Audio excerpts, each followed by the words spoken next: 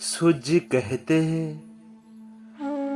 कार्तिका के शुक्ल पक्ष की चतुर्दशी को आंवले का पूजन करें। आंवले का महान वृक्ष सब पापों का नाश करने वाला है। उक्त चतुर्दशी का नाम वैकुंठ चतुर्दशी है। उस दिन आंवले के छाया में जाकर मनुष्य राधा सहित देवेश्वर श्री हरि का पूजन करे। तदनंतर आंवले की 108 प्रदक्षिणा करे। फिर साष्टांग प्रणाम करके परमेश्वर श्याम सुंदर श्री कृष्ण की प्रार्थना करे। आंवले के छाया में बैठकर इस कथा को सुने। फिर ब्राह्मण को भोजन करावे और यथाशक्ति दक्षिणा दे।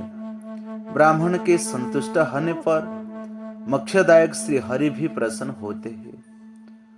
पूर्व काल में जब सारा जगत एकान्नव के जल में निमग्न हो गया था, समस्त चराचर प्राणी नष्ट हो गए थे, उस समय देवाधिदेव सनातन परमात्मा ब्रह्मा जी अविनाशी परम ब्रह्म का जप करने लगे थे। ब्रह्मा का जप करते करते उनके आगे श्वास निकला। साथ ही भगवत दर्शन के अनुरागवश उनके नेत्रों से जल निकल आया। प्रेम के आंसुओं से परिपूर्ण वो जल की बूंद पृथ्वी पर गिर पड़ी। उसी से आंवले का महान वृक्ष उत्पन्न हुआ, जिसमें बहुत सी शाखाएं और उपशाखाएं निकली थी।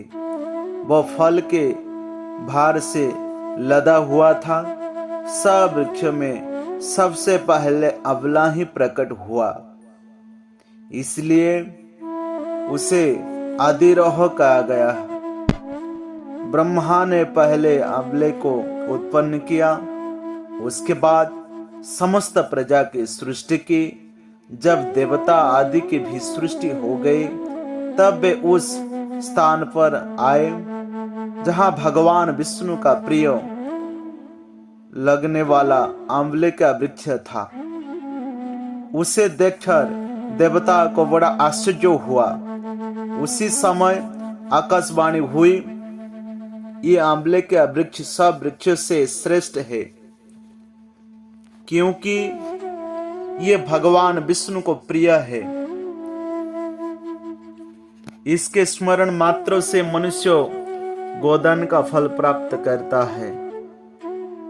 इसके दर्शन से 2 गुना और फल खाने से 3 गुना पुण्य होता है। इसलिए सर्वथा प्रयत्न करके आंवले के वृक्ष का सेवन करना चाहिए, क्योंकि वो भगवान विष्णु को परम प्रिय एवं सब पापों का नाश करने वाला है।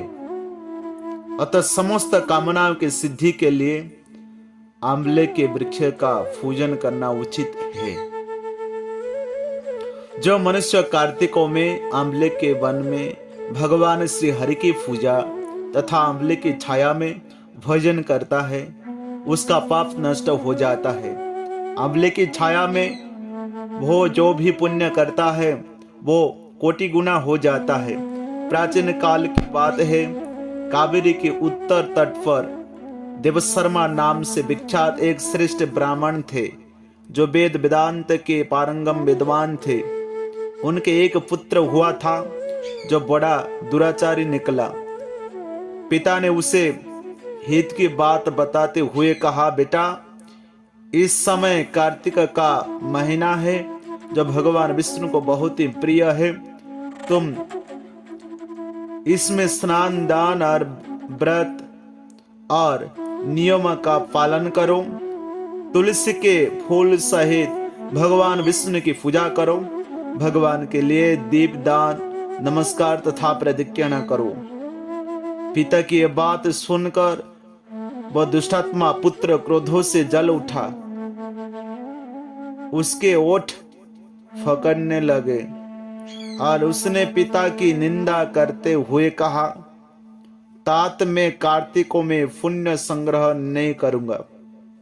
पुत्र के उदंडता पूर्ण वचन सुनकर देवशर्मा ने क्रोध पूर्वक कहा, जो दुर्बुद्धि, तू वृक्षों के खोखले में चूहा हो जा।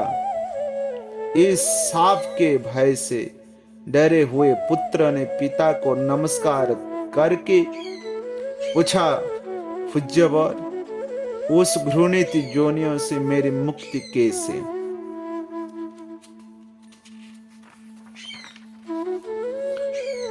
होंगी, ये बताइए। इस प्रकार पुत्र के द्वारा प्रसन्न किए जाने पर ब्राह्मणों ने शाप निवृत्ति का कारण बताया। जब तुम भगवान को प्रिय लगने वाली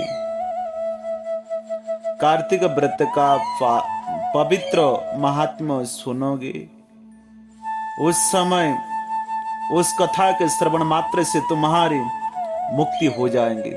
पिता के ऐसा कहने पर वो उसी क्षण चूहा हो गया और कई वर्ष तक संघन वन में निवास करता रहा।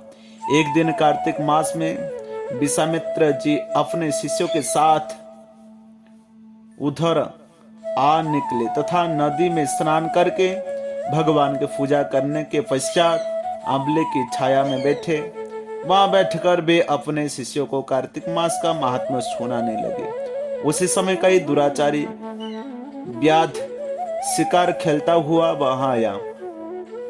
बहु प्राणियों की हत्या करने वाला तोता थाई ऋषियों को देखकर उन्हें भी मार डालने की इच्छा करने लगे, परंतु उस महात्मा के दर्शन से उसके भीतर सुबुद्धि जाग उठी। उसने ब्राह्मण को नमस्कार करके कहा, आप लोग यहाँ क्या करते हैं?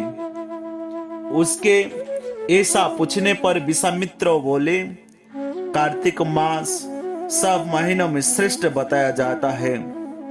उसमें जो कर्म किया जाता है वो बरगद के बीज की भांति बढ़ता है।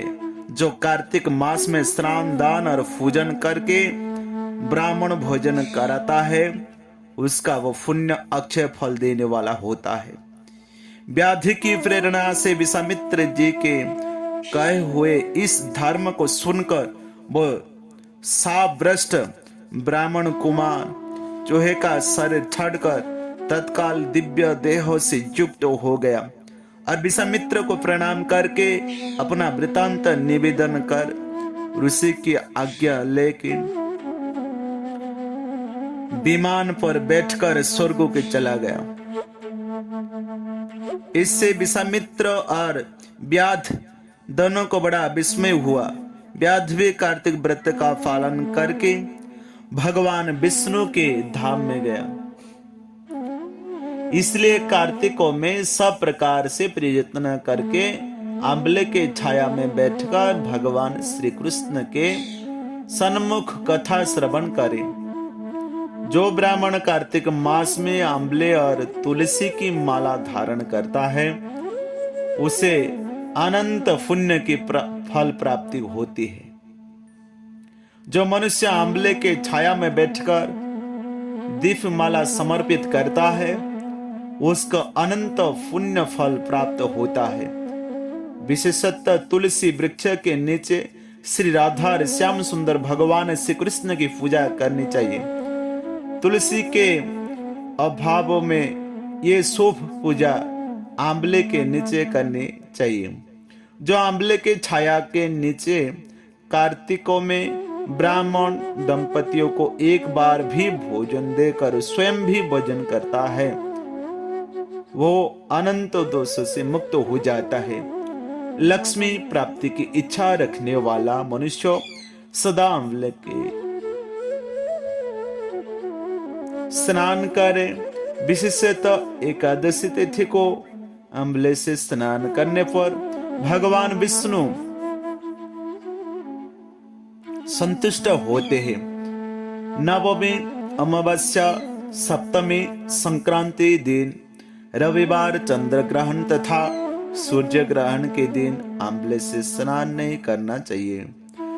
जो मनुष्य आंवले के छाया में बैठकर पिंडदान करता है, उसके पितर भगवान विष्णु के प्रसाद से मोक्ष को प्राप्त होते हैं। तीर्थ या घर में जहां जहां मनुष्य आंवले से स्नान करता है, वहां वहां भगवान विष्णु स्थित होते हैं। जिसके शरीर की हड्डियां आंवले के स्नान से धोई जाती है, वो फिर गर्भ में वास नहीं करता।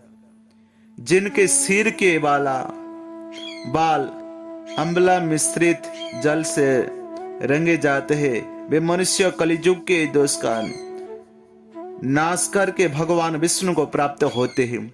जिस घर में सदा आंवला का रखा रहता है, वहां भूत प्रेत कुष्मांड और राक्षस नहीं जाते। जो कार्तिकों में आंवले की छाया में बैठकर भोजन करता है, उसके 1 वर्ष तक अन्न संसर्ग से उत्पन्न हुए पाप का नाश हो जाता है। मित्रों, आप लोग को इस कथा से कुछ सीखने को मिला है तो आप लोग चैनल को नया है तो सब्सक्राइब कीजिए। जय श्री कृष्ण।